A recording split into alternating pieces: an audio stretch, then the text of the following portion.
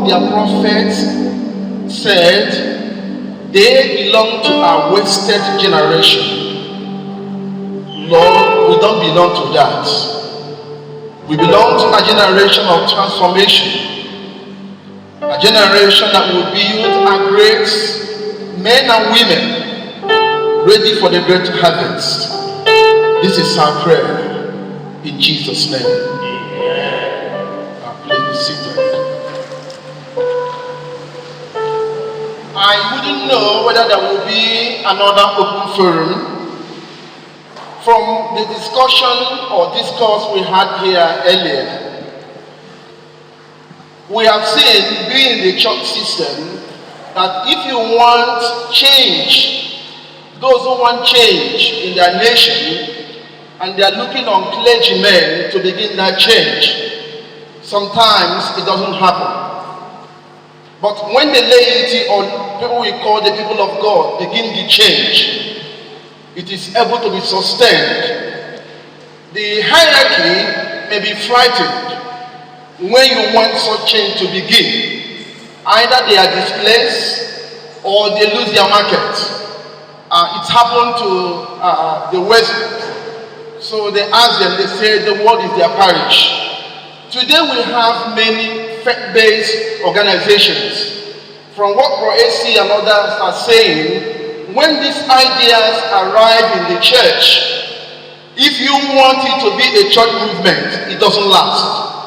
But when you carry the ideas and teaching from the church into a faith-based Christian organization, you have your ethics and governance coming from the gospel. It can be sustained beyond ages and years.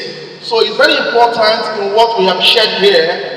Those of us who are thinking of what God and where God is taking them, that you don't begin this. It may start as an Anglican church, Roman Catholic church, Redeemed church.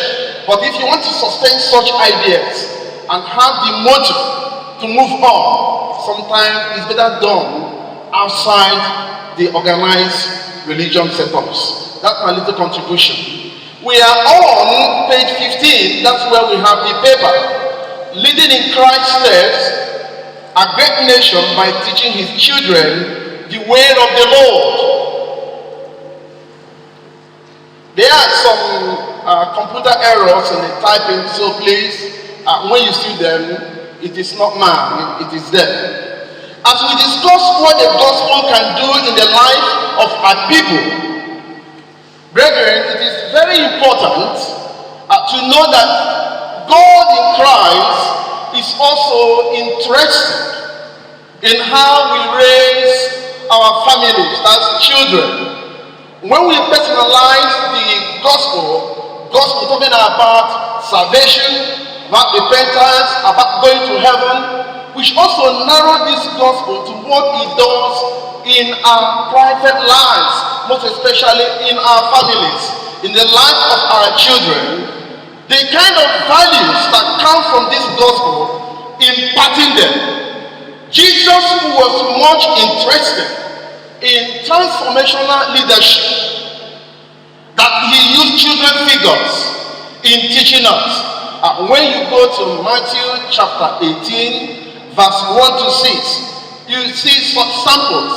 And also in Matthew chapter 19, verse 14. At the time he brought them and said, if anyone does not believe or behave and humble himself as a little child, that such a person is not worthy for the kingdom. In his teaching also he said, anyone who will deceive these little children, it is better she is not born. So meaning that children are teaching them, our families are very important in Christ's message. The overarching story is that many families are troubled in the world on how to help younger generation to follow the path of their nation's greatness, to maintain their identity and preserve their generation. Many families, parents are in trouble in how to maintain this family identity or generational identity. So, in trying to do this before now, before the arrival of Christianity or with the Jewish religion, they set up cultural goals to upcoming generation to fit into a vision of building a great nation. Such goals are designed sometimes in telling stories, what we call akikifu in Igbo. Such goals are designed in social policies, allow through cultural and educational orientation. They allow the children to be involved in. This results in setting up family narratives. These family narratives come with personality figures in the family storyline to help the younger generation to catch up, preserve, and maintain their civilization. Sometimes you may imagine whether these things are true. I'm from Owerenchise.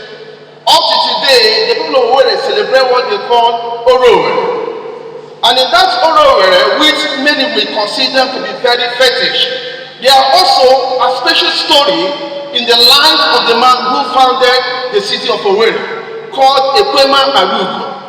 What was the problem that made him to leave Orata, where they settled before? He quarreled with his brother. And what was the reason for the quarrel? When their father died, this issue of burial, they killed a cow. And it was who will first of all take the tail of the cow. Whether it is the first son or the second son.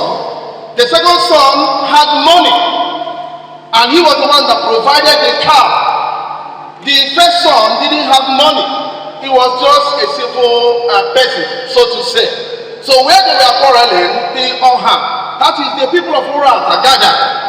And they wanted to find out why are these brothers or we are quarreling. After they inherited their problems, the Oha, that is the government of the time, said,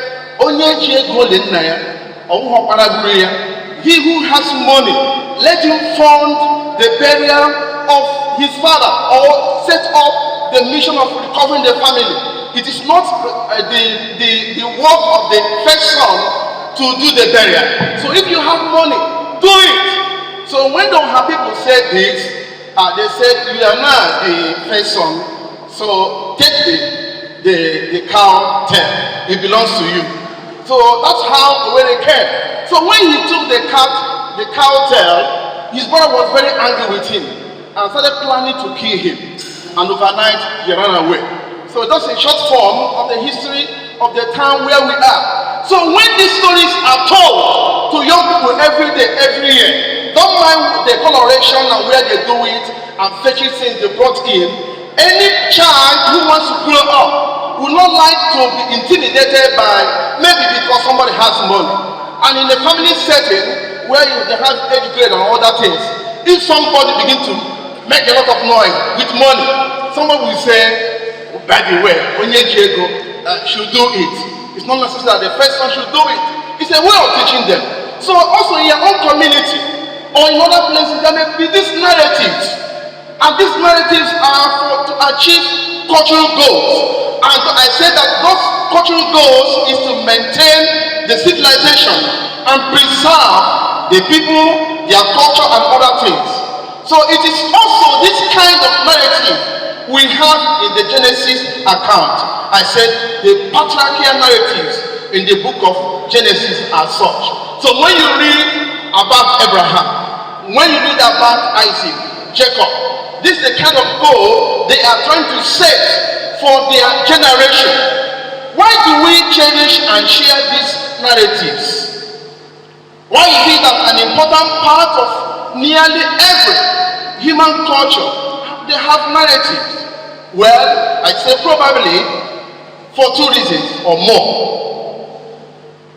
On the one side, we talk about the origins of our nations to pass on memories of the past. We want our children to remember their roots, where they come from. 2 nights ago, we were studying. I asked my little daughter, where is your maternal home? She didn't know her maternal home. So in those days, when you are taken to a maternal home, it means something, so that you know where you come from. Sometimes the Igbos in their culture, they will tell you that when a child goes to her maternal home, she is not harassed, or nobody will beat her. In fact, nobody will touch her to allow blood to come out from his or her skin. So anybody that is a maternal child going to where her mother comes from is a sacred human being. Nobody will touch her, because that is where life starts from. Without that woman coming from that village, bearing that child, you wouldn't have that person in your midst.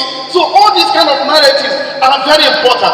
So when people know their origin and know why they do certain things, but also in Igbo land, they will say, when this sacred one, that's a maternal child, when he does something very bad, if all of us decide to kill him or her, that's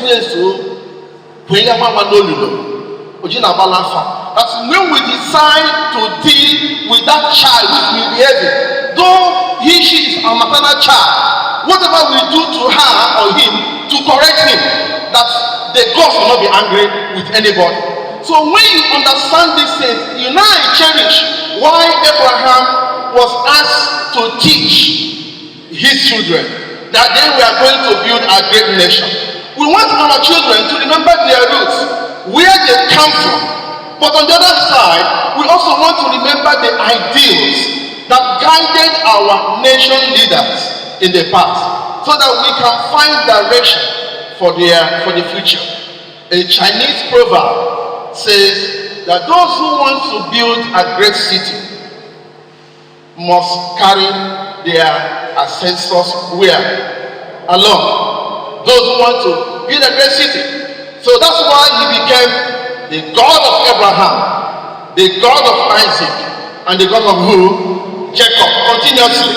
In his faith in nation building, in search of a new nation. A great nation is not built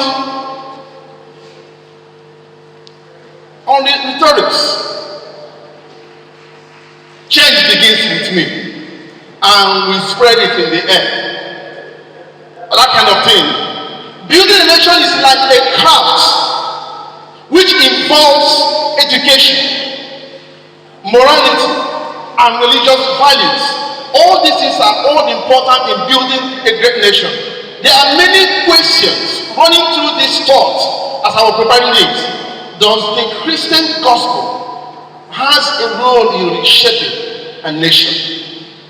Many years ago, sociologists wrote that religion has nothing to do with nation building.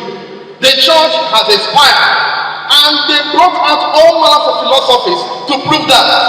A few years ago, I think Don Makari wrote that God is back in his book, saying that religion or church matters a lot. How can the dynamics of the gospel spur or stir up a change in our people's way of life and thinking? When we quote Romans chapter 1 and say that the gospel of Jesus Christ is a force that brings salvation. And one of our writer, you know him, Cyril Bishop, he said salvation is ezendu, and that is what we have been dealing with here. So when you say you are saved and that salvation has not brought real life unto you, people will begin to ask you, are you really what? Saved. He told us a story of a woman who didn't understand what is salvation, but in the concept of good works. So that he met this woman one day, somewhere in Sapele. So and went to the woman, preached the gospel. The woman took her to her house and said, you want me to repent? No, you want me to be saved? Bishop said, yes. Then he was not bishop. He said, okay, come. So the woman showed Cyril her 3 sons. This one has married with 4 children. And showed him also another boys with their children, and took Cyril outside showed him about 4 trailers and asked him, who saved past me? Are you getting me? So with all this good life, what is now the meaning of what? Salvation. So from that understanding, he says, when we talk about salvation, yeah, good work is not salvation, but it must begin to relate how people live and what that salvation does in their lives. So what we are trying to say is that when we talk about the gospel, what does it do in the life of anyone? Is it possible that the church has done little, church of today, through her teaching and training in providing for the society the kind of men and women needed for transformation of the state? Some thinkers and analysts believe that the church, as presently disposed, has little or no message at all for the modern society. And they have reasons for that. And those reasons is not what we are going to say now. On the other hand, the church seems to lack the favor to take up the challenge of the modern man. I would say, one due to poverty or compromising position as a result of losing her vision. But we look back at the call of Abraham. One must see the big picture of God's dealing with him. The call was for a purpose. The covenant with God was to be a link of redemption for all nations. Therefore, the charge of making disciples is not just for heaven, but also for social transformation and reconstruction of society. If you look at Genesis chapter 12, verse 1 to 3, what we call the call of Abraham. Now the Lord said to Abraham, go from your country and your kindred and your father's house to the land that I will show you, and I will make you a great nation, and I will bless you and make your name great, so that you will be a blessing. I will bless those who bless you, and him who dishonors you, I will dishonor. And in you, all the families of the earth shall be blessed. Along the line, Abraham caused confusion. That's why we have about 4 Abrahamic faiths today. So the Abrahamic faith is Islam. So when you claim about Abraham blessing, the Islamists or Muslims are claiming, because their own religion also came from Abraham. The Jewish religion came from Abraham. Christianity came from Abraham. I think the Hanis also came from Abraham. So about 4 religions all came from this man. I'm not saying that all of them are blessings, actually, but when you go back into science, go and do research, almost all civilization, the best we have gotten in science, came from those who are from Abrahamic what? Faith. Check it very well. So the transformation we have known in medicine, what we know today in engineering, even what we call the DNA and other things, are all rooted from this man called Abraham. So constructively, for the church to be relevant to both to herself and to the world, its message should be engaging. And its power will be able to draw or redraw the politics of the world. This gives room for effective evangelization of the world. If the church does not play its role and the world becomes so hostile, then we have no room to play or to give the message to the people of the world. It was a writer, forgetting his name, he said that, and gave me a horse. I have killed the horse. I can no longer deliver the message. So if the church will kill its message or the body of the message, or we are not able to influence the world to deliver the message, then it affects us in what we do and how we do it. Therefore, it gives room that the church should begin to go back to teaching. Teaching is very important. I read about,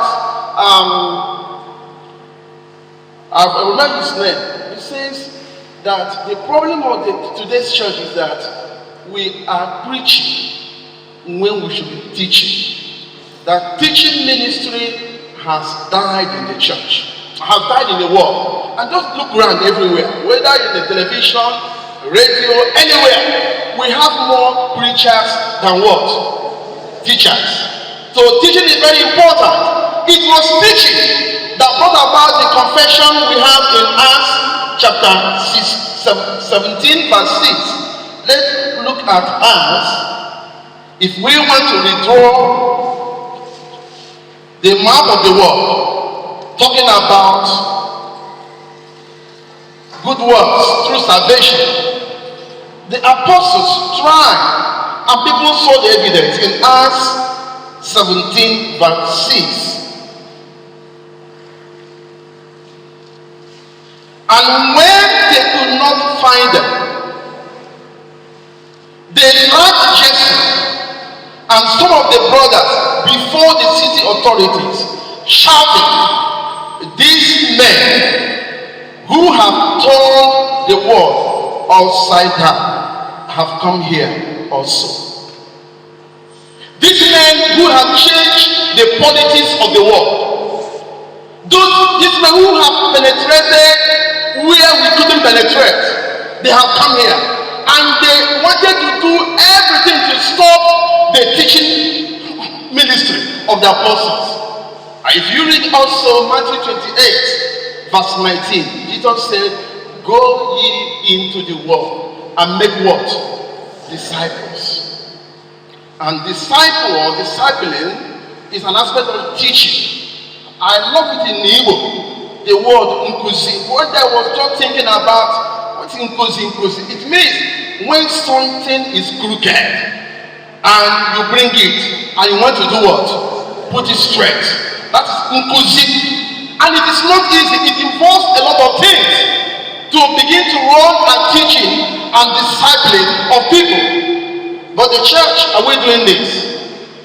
When Jesus says, "Go into the world," it is for this purpose. When we say, "Thy kingdom come," in the Lord's Prayer, when Praise was speaking on the first day, it was as if we compared our script. When we pray every day, this prayer, "Our Father, who art in heaven, hallowed be thy name, thy kingdom come," in the Lord's Prayer, it is not a mere gratification prayer or to be taken or left at will when I wake up.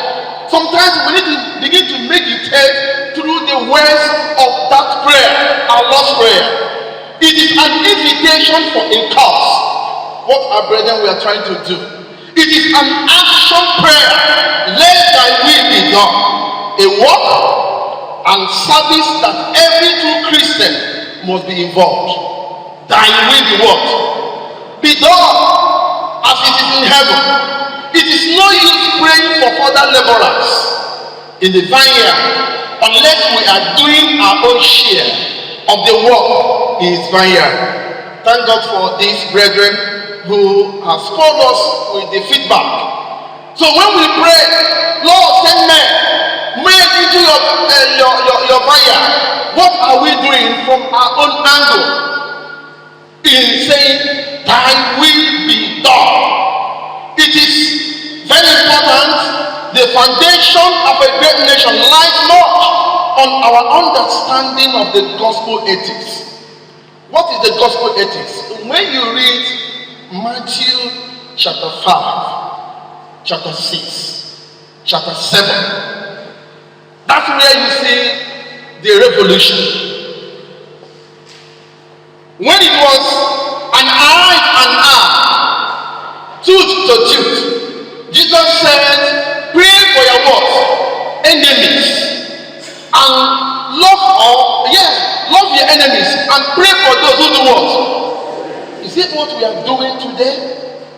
We have rejected it, and it must affect our lives because how we pray affects how we live. I repeat. The kind of prayer, how we do it, somewhere I was sharing in a wedding. Somebody, I called her to come and pray for the couple. The man came out, he did a powerful prayer and ended by saying, Lord God, I am praying that this my sister will have children, but because of having children, let no one come through operation, no surgery. All of us shouted, Amen. You know, I'm a very shy person, but that day I wasn't shy. I came up with a microphone. I said, my brother, this one, I didn't say amen. Which one is a successful delivery? Is it the one that the woman was trying to do naturally and she loses her life and the baby? Or the one that God has given somebody wisdom and she does a CS or surgery and the baby is alive and the mother is what? So which one is what? After the service, he came and said, sorry, sir. So how we pray affects how we live our lives. So when we pray, thy will be done, thy kingdom come, it means a lot. It has a foundation to say about where we are going. So in his step, Christ has taught that the gospel penetrates. Get it? When we talk the gospel, it penetrates, it transforms. It penetrates into a life, it transforms a life. When you carefully read the kingdom parables, all of them, whether in chapter 13 or other areas where it appeared, you would have seen and discovered that the gospel, when it is taught very well in the family, there is growth, there is expansion, there is penetration, and they are all the essential characteristics of the kingdom. Amen. Amen. Therefore, for the kind of nation we are envisaging through our children, we must show understanding that the message of the kingdom is for all men. The message of the kingdom is for all men. For the grace of God has appeared for what? All men. And the consciousness of its immediacy shall result in us an expansion and desire for a change. Rooted not in quietism. That is when we go and begin to form our holy clubs. By staying away from contributing our culture. Or excessive otherworldliness created by crass materialism, boundless appetite, and greed and selfishness. If the church begins to live that way, then we have nothing to show. We cannot change our nation. If we teach only about greed, if we allow the social system, many of us know about this postmodernism and how the gospel is struggling. One of the things postmodernism have done is this choice. The power of choice. If you have your television, it is choice. If you have your channels, choice. If you have your remote control, choice. So choice plays a lot of role. And we also as Christians must understand where they are going. When they come with their adverts, trying to push you into materialistic life, you know when to say no to their greed and keep the boundary. Let's move on. In his step, teaching his children. Abraham must teach his children, and we must teach our children. Family is an important agent in God's hand in transforming a people. God is interested in your family. God has never left out family system in his plan for humanity. When you look at the back of Samuel, what considered the back of Samuel? When you remember the back of John the Baptist, how he came, when you remember the story of Mary and Joseph, God's plan for the nation of Israel and her prosperity rests on sustaining ability of Abraham and his household, keeping to the covenant terms. Abraham was singled out, not for what I called brand of elitism because he's Abraham, or for him and his generation to lord it over to other nations, but that through them a channel is created for the extension of God's love to the nations. So Abraham was an instrument of universalizing the fear of God, and thus people are blessed. But along the line, his children wanted to colonize it, and Paul said no in his argument in Romans chapter 1 to end. Abraham was to teach his children an instrument needed. Abraham to teach his children is an instrument needed by Christian fathers to retain the knowledge of God in their household. We cannot claim mandate over the nations if we have not technically, morally, and spiritually matured to take up our children's formation in the daily challenges of their world. Very important.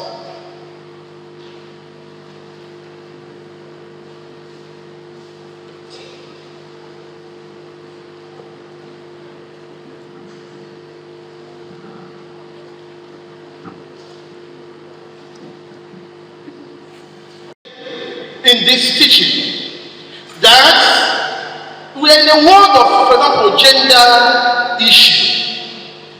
Do you know that many of our children know about homosexuality? Sometimes we fear about these things. I was surprised in a marriage counseling one day. The lady told me something that marveled me. I didn't know about it. That made me to begin to study about this homosexuality and other things. Do you know what they call a male gay? Do you know what they call a female gay? Sometimes when they recite this and they speak this language, we don't understand. And when we are doing Bible study for little children, you look so holy that you don't want to mention these things. They know about them. They have been exposed. It is a postmodern culture, which if the church refuses to do something about it, then it will affect us. Do you know that there are some brothers and sisters in the church, polythene brethren, their children have turned to drug addicts, and they didn't know when it all started? Children born in the fellowship,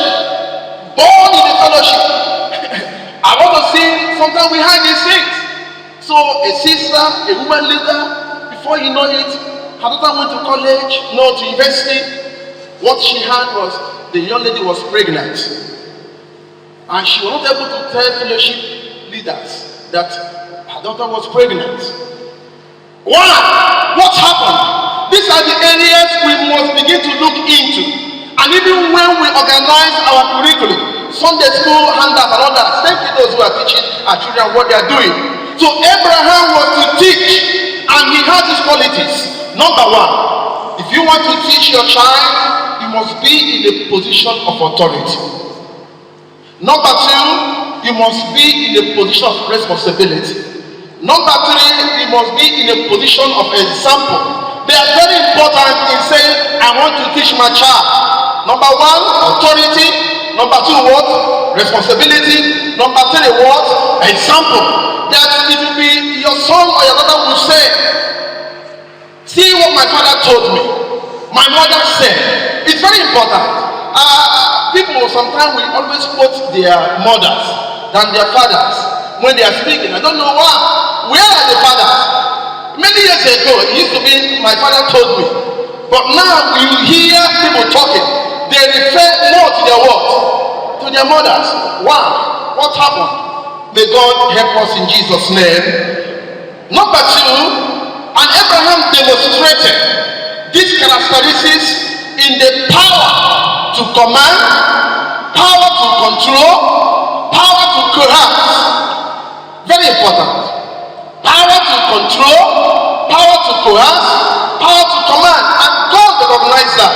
In Genesis 18, 17 to 18, it says, I know Abraham. he will be able to command. He will be able to teach. And anybody who is able to command or teach must have these qualities: power to control, power to command, and power to coerce. Where does this leave us as Christians? If Christians were interested in building our family, then biblical tools must be available for that. Marriage counseling, teenage management relating to drug addiction, sexual orientation, gender roles. Are we thinking about this? How many of us have, or churches have, drug rehabilitation centers? Many years ago in this diocese, we used to have a place called Abodin Rehabilitation Center. I don't know what has happened to that place today. We are the blind people, we are rehabilitated. But today we are having more centers for prayer ministry. When we have challenges, I think we need practical steps to handle. Prayer is very important. I wish somebody, a ministry, will begin or build a drug rehabilitation center in Imo State. We need it because many of the people, including those in our pulpit, are drug addicts. Did you read what somebody wrote in WhatsApp some time ago, last month? One Dr. Sam Amadi talking about these children. Terrible things happen in Nigeria. Maybe you have it in your post. We have lost present and we want to lose the future. I just left Transcorp Hotel. This happened last month. After my news analysis at Arise Television, I stepped into the lobby of the hotel. I saw a bevy of pretty young girls in their early 20s, crowded in a corner. They were all skimpily dressed as if they were commercial sex workers. These politicians, he said, have done more harm than you can do what? Imagine. According to him in that post, he said one of the organizers of this party was a commissioner of education. A commissioner of education who took underage girls as hospitality arrangements for politicians who were what? Visiting what? A town. A commissioner of education. Thank God for this man. I don't know his religious orientation. He said he immediately packed his load and left that corner. Not only that, in here in Nigeria, even in UK and other areas. I remember 2011, the British Prime Minister, after a riot in Tottenham, wrote, "No, this was about people showing indifference to right and wrong, people with twisted moral code, people with a complete absence of self-restraint." The Prime Minister said, Mr. Cameroon blamed the trouble on a society where fathers abandon families, gangs flout the law, and people refuse to take responsibility for their actions. He said a wake-up call for the country. Social problems that have been festering for decades, according to him, have exploded in our face. So Boko Haram has exploded. IPOB has exploded. All these are challenges. When the governors are saying we are in charge, they were surprised that Nnamdi Kanu had trained more than 10,000 young men who are following him, who are obeying him, who see Nnamdi Kanu as their Messiah, and they sing it every day. Nnamdi Kanu is another word, Messiah. What child has this young man used to gut our young people? A problem. Not only in Nigeria, in UK, the problem that we have not understand the time. Troubled times. This is troublesome times. We didn't start today. Brethren, we didn't start today. We need to go back. More than 1,000 years ago, Peter the Hermit wrote, the world is passing through troublesome time. The young people of today think nothing but themselves. This was said more than 1,000 years ago. They have no reference for parents or old age. They are impatient of all restraint. They don't want to listen to you. And today, not only that, they have no respect for God. That's why they kidnapped the Roman Catholic auxiliary bishop. We all had it. I'm sure not a man more than 6 have done that. It must be also a young boy of 20, 21, 25. They are not here. What shall we do then? The New Testament understands the challenge, and Paul charged Titus on the importance of training and encouraging young men. Titus chapter 2, verse 4, 5, and 6. The emphasis on the text is on training of young women, young men, to be self-controlled. This training relates to management of temper, of tongue, of ambition, avarice, especially bodily appetites, including sexual urge, so that young people remain committed to the unchangeable standard of chastity before marriage and fidelity after it. Many of us are facing this. You bring people for marriage counseling, whether in NIFES, in ACU, you ask them question, have you slept together? They will tell you, Daddy, it's not easy. I want to confess, I have done it. And those maybe who have confessed that they have not done it, actually have done what? Have done it. Because they have more the consciousness. And again, those who are teaching them cannot also vow that they have kept the what? The vows of chastity. So the pastor who is telling you not to see your wife before marriage, what is his own foundation? So this training is very important as we are charged every day. Paul said Timothy, teach them about what? Self-what? Control. How can we do this? It's very important that our youth, young people, in those days, they took vows how to keep their virginity. You see young people who have vows, that we are keeping ourselves together. Do we have something today? I don't know.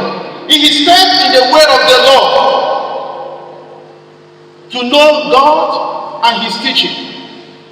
The knowledge of the Lord on the part of Abraham changed his pattern of handling issues in his family.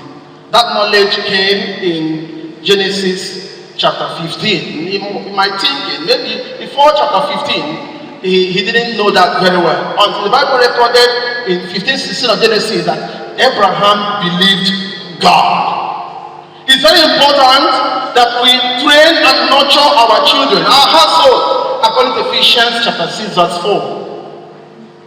And to bring them up connotes to nurture, to nourish, provide with care that nourishes, feeds or trains. In other words, we have to provide a kind of care that will promote healthy growth and development. Of course, the context is dealing with spiritual and moral development that flows out of right relationship with God, working under God's control, which are fruit of loving care of parents. The process of nurturing and nourishing involves a lot. It involves a lot. Sometimes we criticize people who live in the West, but they do a lot. Even though they are much civilized, controlled by these things, it will be very hard for you to see one who has a phone that is not controlled, who has a television that is not controlled. Very important. But our TV today, even when they arrive there 16, you will see a mother with children watching film rated for what? 16 years. Or 13 years, and you think they are doing loving children when you don't understand these things. But the white people, they won't do that. I have shared this story many times that the young Mothers Union group came together, went to the market, and said to the mayor, you must stop these people selling these clothes in the street of London.